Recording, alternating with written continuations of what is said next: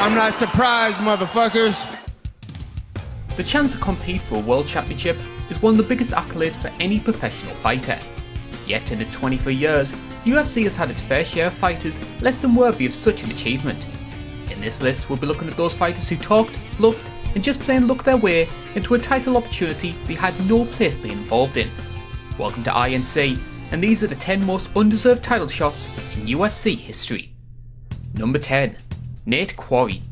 A member of the Jehovah's Witnesses, Nate QUARRY signed for the UFC in 2005 following a spell on the first season of The Ultimate Fighter, and after picking up wins over Shawnee Carter and Pete Sell, was granted a title shot at UFC 56 against middleweight champion Rich Franklin. Despite showing promise in his first two fights, many questioned the wisdom of putting the inexperienced QUARRY in such a high profile match early in his career, a fear that would come to fruition as QUARRY was dominated by his veteran opponent before having his fight ended in brutal fashion in the middle of the first round. After the fight, a series of injuries would force QUARRY back into the UFC undercard, where he would end his career in 2010 with a record of 12 wins and 4 losses. Number 9. Michael Bisping. If you were to look up the word gatekeeper in the English dictionary, you'd probably find a picture of Michael Bisping sitting next door. The epitome of a fighter good enough to trouble the best, but always missing out when the opportunity arose. Yet in June 2016, the Count of MMA got an unlikely and somewhat unwelcome shot at the big time. At UFC 199, Luke Rockhold was set to defend his middleweight title against former champion Chris Weidman. But when Weidman was forced to pull out of the fight due to an injury, the call went out to the Manchester-born Bisping, who had spent the last 3 weeks filming a Hollywood movie rather than training for any future conflict. With just 10 days notice and a loss to Rockhold already on his resume, it seemed inevitable which way the fight would go for the 37-year-old. Yep, he won the bloody thing, knocking out Rockhold with a stabbing left hook in one of the biggest upsets in UFC history. Still though, after years of criticising the top brass for not giving him a chance, at least we can look forward to Bisping living up to his word as a fighting champion willing to take on the very best.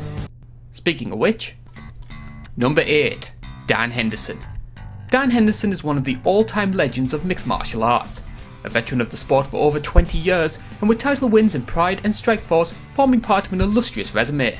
But come 2016, the best days of the H-bomb were seen to be well behind him, suffering 4 defeats in his past 7 fights and with speculation surrounding his retirement growing by each day. So why then was the 46-year-old given a title shot against Michael Bisping at UFC 204? Well, in June 2009, Bisping and Henderson fought against one another on the undercard of UFC 100, where Hendo defeated his British opponent with one of the most vicious knockouts in UFC history. Bisping held the fight against Henderson for years, and now with the leverage of the title on his side, looked to extract revenge against his Olympian opponent. Although the fight served as a fitting end to Henderson's career, the fact it came at the expense of more deserving opponents left a bitter taste in many mouths, as the 46-year-old went on to lose a judge's decision 48 points to 47. Number 7. Thales Leites. Anderson Silva is widely considered one of the greatest UFC fighters of all time, holding the record for most successful title defences and doing so with some of the most creative techniques ever seen in an octagon. But during the Spider's 8-year reign as middleweight champion, it's fair to say there were a fair share of undeserving contenders to his crown, the worst of which coming in the form of the Brazilian black belt Thales Leites. Lacking a wrestling pedigree to complement his jiu-jitsu game, Leites' victory over Drew McFedries and Nate Marquardt inspired little hope in fans that he was the man to beat Silva. What followed was arguably one of the worst UFC main events ever, with Leites continuously flopping to the canvas in a desperate attempt to take the Spider to the ground, while Silva danced, slapped and lightly kicked his way to a unanimous point victory in front of a disgruntled crowd. Silva would eventually recover to become one of the sport's greatest champions, whilst Leites would be released from the company after losing his next fight to Alessio Sakara. Number 6. Justin EILERS. For the oldest entry on our list, we go back to June 2005. Yes, ladies and gentlemen, there was a UFC long before Conor McGregor ever set foot in an octagon.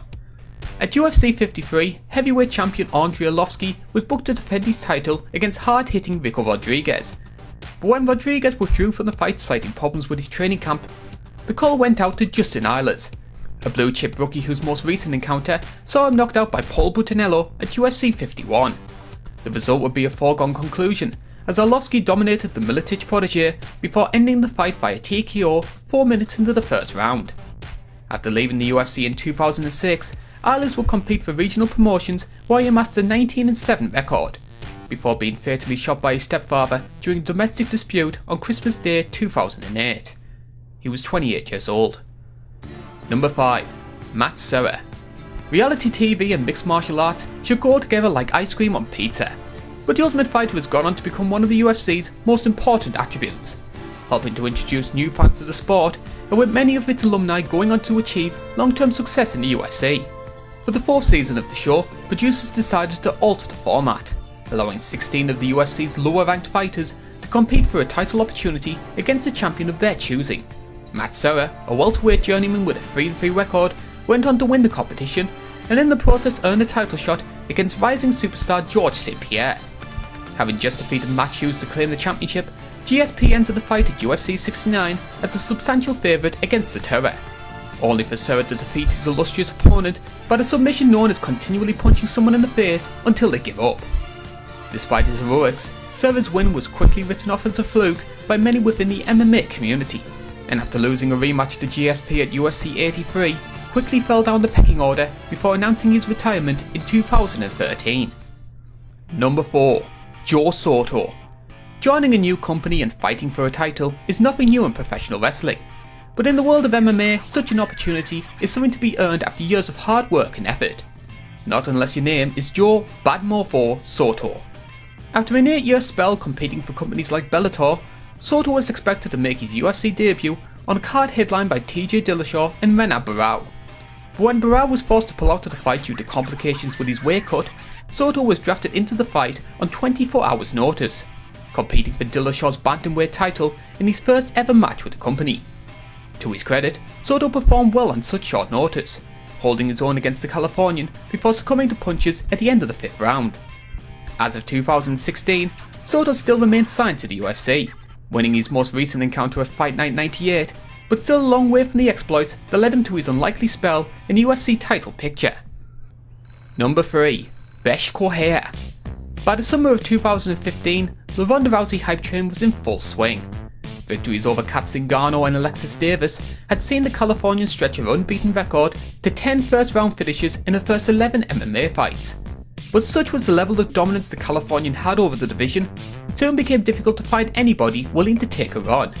Step forward a Brazilian accountant who could talk up a big fight but certainly couldn't walk one. Besh Correia's rise to prominence in the UFC came less because of her skills as a fighter, but rather her careful choice of opponents.